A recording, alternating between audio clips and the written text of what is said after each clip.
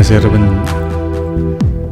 오늘 일요일 날 한번 저희 아이스튜디오를 가진 방송을 조금 더 다양한 내용, 주제를 천국과 구원 이렇게 만들어 봤습니다.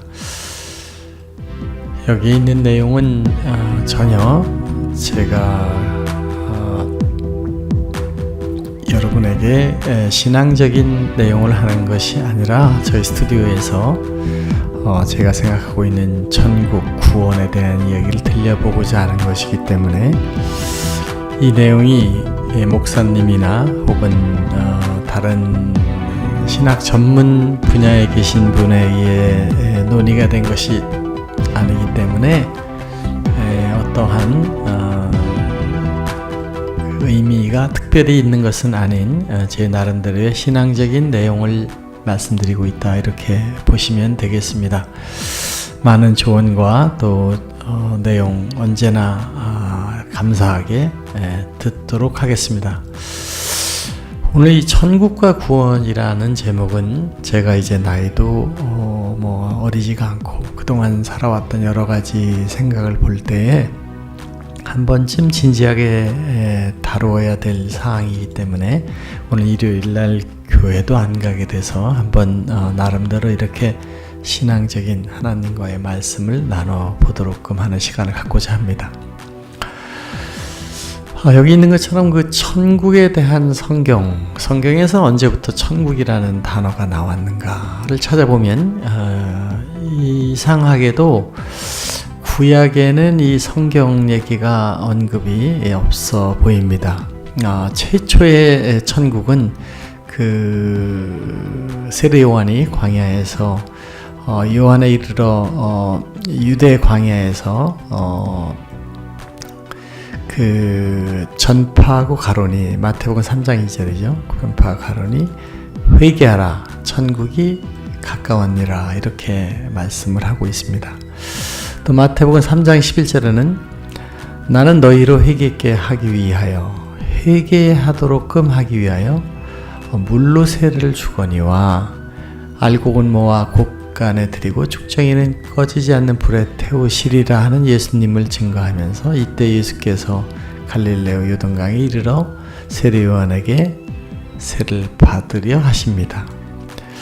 여기 조금 이상한 의미, 즉 예수님이 오셔서 이제 알곡과 축정이를 가르시기도 하고 회개를 해라, 천국이 가까웠다, 이렇게 말씀하시는 세례 요한에게 이 회개를 하고 회개케 하기 위한 세례를 예수님이 받으러 하신다는 대목이 있게 됩니다. 그때 예수께서 갈릴리 나사렛으로 와서 요단강에 세례를 받으시고 하시면서 곧 물에서 올라오실 때 하늘이 갈라짐과 성령이 비둘기같이 자기에서 내려오심을 보시더라. 하늘로 소리가 나기를 너는 내 사랑하는 아들이라, 너를 기뻐하노라 하시는 말씀이 있습니다. 예수님께서는 세례 요한 회개, 천국을 이야기하는 때에 나타나셔서 세례를 받으시면서 예수님께서 말씀하신 누가 7장 18절 요한의 제자들이 모든 일을 고하니 우리가 다른 일을 기다리오리까 하시는 대목이 있습니다. 예수님은 이 대목에서 아까 이러한 이야기가 있었지만 예수님은 똑같이 복음을 전파를 시작하면서 세례 요한이 했던 천국이 가까웠다, 회개하라, 이런 말씀으로 복음을 시작하셨습니다. 그리고 예수는 세례 요한의 세례를 직접 성령으로 주시는 일을 행사하시면서 회개를 또 구원을 말씀하시게 됩니다. 이 세례 요한은 이후에 예수님의 과정을 따라가지 않고 이 세례를 드릴 때 비둘기가 나타나고 성령이 임하는 걸 봤음에도 불구하고 예수님은 세례 요한 제자들과 함께 복음을 전파하시지 않고 스스로 베드로와 12제자를 만들어 가시는 일을 하고 어느 날 세례 요한은 감옥에서 예수에게 제자들을 보내서 오실 그이가 당신이 오니까 우리가 다른 일을 기다려 하오리까 하는 말씀을 하게 됩니다. 그리고 세례 요한은 쉬병에 의해서 요한의 머리를 가져와서 헤롯 딸의 생일 선물로 비참하게 죽게 되고, 누가복음 7장 28절에 예수께서는 내가 너희에게 말하노니 여자가 낳은 자 중에서 요한보다 큰 이가 없도다. 그러나 하나님의 나라에서는 극히 작은 자보도 저보다 크시니라 하는 말씀을 하십니다. 지옥의 말씀은 하지 않으셨고, 하늘나라, 우리가 생각하는 하늘나라는 천국 같은 의미가 있어 보이는데 그곳에서 가장 낮은 자가 있다. 천국에도 높고 낮은 자가 있는 것처럼 설명하는 부분이 있기도 합니다. 또 예수님은 이 천당을 이야기하면서 기도를 하는 방법을 말씀하시면서 주기도문에 하늘에 하늘나라가 임하시며 하늘에 이룬 것 같이 땅에서도 이루어지소서 하는 말씀을 복음으로 전파하게 됩니다. 이 땅에, 예수님께서는 이 땅에 하늘에 이룬 것 같은 천국을 만드시기 위함을 하신 것이 아닌가, 이렇게 저는 이해를 했습니다. 마태복음 6장 9절에는 너희는 이렇게 기도하라. 하늘에 계신 아버지여, 이름이 거룩히 여기심을, 하나님의 여기심을 말씀함과 동시에 나라가 임하시며 뜻이 하늘에서 이룬 것 같이 땅에서도 이루어지소서 하는 것을 기도하라고 예수님께서 말씀하시는 것은 이 땅에 천국이, 이 땅에 하늘의 뜻이 이루어지기를 바라는 것처럼 이해도 될 것 같습니다. 여기서 우리는 그 천국에 대한 내용을 한번 살펴보고자 합니다. 천국. 천국에 대한 표현은 성경에서 사실 많이 되어 있지 않습니다. 지금 여기 있는 그림처럼 이런 그 가든 오브 에든, 패러다이스의 그림을 보면 이렇게 이제 여러 동물들이 뛰어놀고 무지개가 있고 하늘에 새들이 있고 이렇게 뛰어노는 모습을 그리는데, 그때 그 에덴 천국, 타락하기 이전에 있었던 아담의 천국에는 이렇게 묘사가 되어 있습니다. 창세기 1장 아담을 만든 그 성경 역사, 창세기 5번째 날에 1장 26절에는 하나님이 가라사대 우리의 형상을 따라 우리의 모양대로 우리가 사람을 만들고 그로 바다의 고기와 공중의 새와 육축과 온 땅에 기는 모든 것을 다스리게 하자라고 하십니다. 즉 인간을 만든 것은 이 우주에 있는 동물과 식물, 더 나아가서 여러 가지 과학을 포함해서 다 다스리게 하는데 목적이 있었고, 다시 얘기하면 아담의 목표는 여기 있는 것처럼 남자 여자를 창조하시고 28절에 그들에게 복을 주시며, 이 복이라고 명사한 데는 생육하고 번성하고 땅에 충만하라, 땅을 정복하라, 바다의 고기와 공중의 새를 모든 생물을 다스리라 하는 것을 복으로 말씀하고 계십니다. 만약 우리가 타락하지 않았다면 이 땅에 아담과 이브는 열심히 생육하고 번성하고 세상을 주관하는 일에 몰입했을 것입니다. 천당에는 그냥 앉아서 노는 천당이 아니라 이러한 생육하고 번성하고 또 그런 세계를 주관하는, 그리고 거기에 있는 동물과 식물을 다 다스리는 바쁜 일들을 하나님께서는 복을 주셨다, 이렇게 표현을 하고 계신 것입니다. 이렇게 여기에 나와 있는 것처럼 이 에덴 동산의 아담과 이브와 동물들의 이야기는 이 그림에 있는 것처럼 에덴 빌리지의 이 동물들과의 다스리는 과정을 이야기하고 있는데, 여기서 우리가 천국을 다시 한번 이야기했던 노아의 시대를 봐도 노아가 이제 방주를 가지고 하고 나서 창세기 9장 1절에 하나님이 노아 그 아들에게 복을 주시며, 똑같이 이제 노아로 세상을 이렇게 하거나 복을 주시며 그들에게 이르되 생육하고 번성하여 땅에 충만하라. 천당이 다시 시작되는 이 노아의 시대에 생육하고 번성해서 땅을 충만하라. 그리고 땅의 모든 짐승과 공중의 새와 땅에 기는 모든 것과 바다의 모든 고기가 너희를 두려워하며 너희를 무서워하리니. 이 대목은 아까 이 에덴 빌리지에 있는 동물들을 잘 다스렸을 때의 사람하고 친하게 되지, 그렇지 않았을 때는 우리를 두려워한다, 이렇게 되어 있습니다. 에덴 동산에도 동물은 사람과 친하게 지내는 시대가 아니었던 것 같습니다. 무릇 산동물은 너희를 식물이 될지라.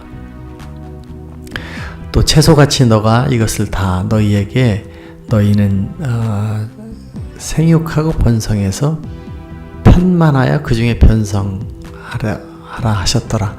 이 편만하다. 근데 성경이 좀 어렵습니다. 한국말로 어려운데 어쨌든 그 뜻은 생육하고 번성해서 천당이 된다는 뜻이 있었던 것 같습니다.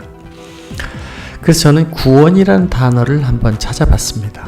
구원이 천당과 타락과 구원으로 연계되는 이 구원에 보면, 처음 구약에는 시편 다윗이 너무 힘들었던 것 같습니다. 내 원수가 활발하여 강하고 우리 무리하게 나를 미워하는 자가 무수하오며 악으로 선을 갚는 자들이 내가 선을 쫓는 연고로 나를 대적하나이다. 참 억울하다는 말씀이죠. 선을 행하는데도 악들이 공격을 하고, 여호와여 나를 버리지 마시고 나의 하나님이여 나를 멀리하지 마소서. 속히 나를 도우소서 나의 구원이시여 하는 구원인데, 이때의 구원은 우리가 생각하는 구원과 달리 그런 악으로부터 지켜달라는 뜻으로, 비록 구약의 구원의 이야기가 타락을 한 신약 창세기의 이야기를 구원의 이야기가 있지만 그 의미는 달라 보이는 것입니다.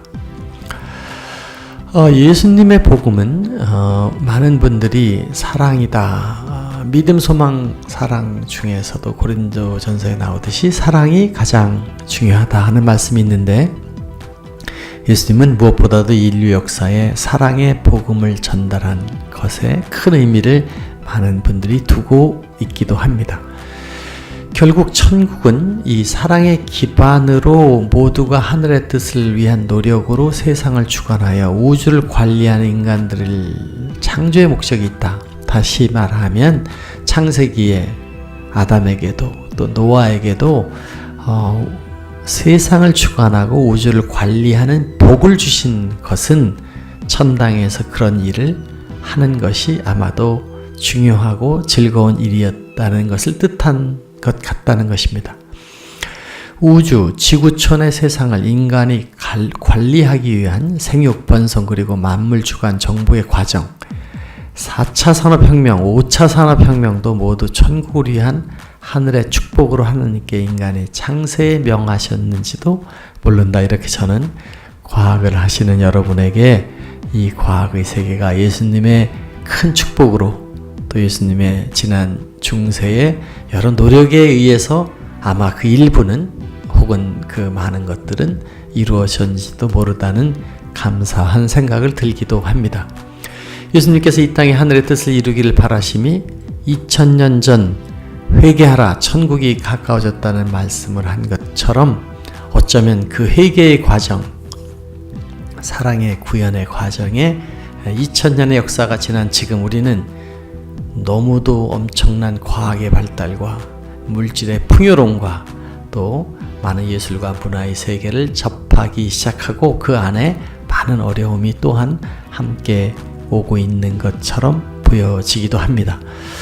저는 이런 시대적 내용에서 천국의 이야기를 다시 한번 짚어볼 필요가 있다는 의미에서 오늘 이 엄청난 사이언스의 세계, 정말 수년 후에는 자동차 운전하시는 분이 없이 여러분이 운전하지 않아도 되는 그런 세상을 살게 된다는 말이 눈앞에 현실로 오고, 여러분들이 그냥 컴퓨터를 묻든 음식을 주문하는 것도 구글 I/O나 우리 AI 기능에 의해서 비서 기능이 되고 로봇이 나타나고 이런 세상에 편리한 것을 우리가 주관해서 만드는 세상이 지금 불현듯 우리에게 오는 것 같기 때문에 아마 이 아름다운 세상의 이야기는 앞으로 계속 전개되고 그 아름다운 세상은 우리에게 자연도 또 놀라운 이야기도 우주의 세계도 자유롭게 볼 수 있는 시대가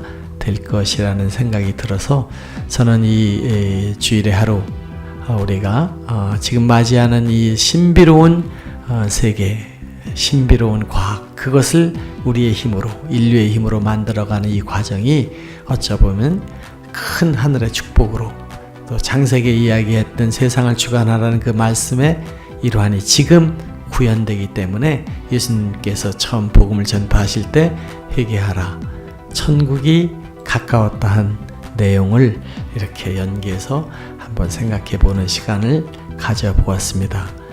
여러분 이제 오늘 주일 여러분 잘 보내셨습니까? 이 아름다운 세상에서 여러분과 함께 멋진 이야기를 나누는 시간이 되기를 바라는 의미에서 저희 다림의 로고 이 밑에는 에덴 동산 사람의 마음 허틀 그리는 그림이고 거기에 나무가 있어서 4개의 열매 선악과를 그렸던 것이 다림의 이야기였습니다. 여러분 짧게나마 제가 부족한 성경이지만 하늘을 사랑하고 예수님을 그리워하는 마음으로 또 그분의 이야기를 통해서 지금 그래도 이 과학이 세계가 또 이런 윤리와 민주주의에 커다란 공헌이 있었다고 생각이 들기 때문에 감사한 마음으로 비디오를 만들어 보았습니다. 여러분 감사합니다.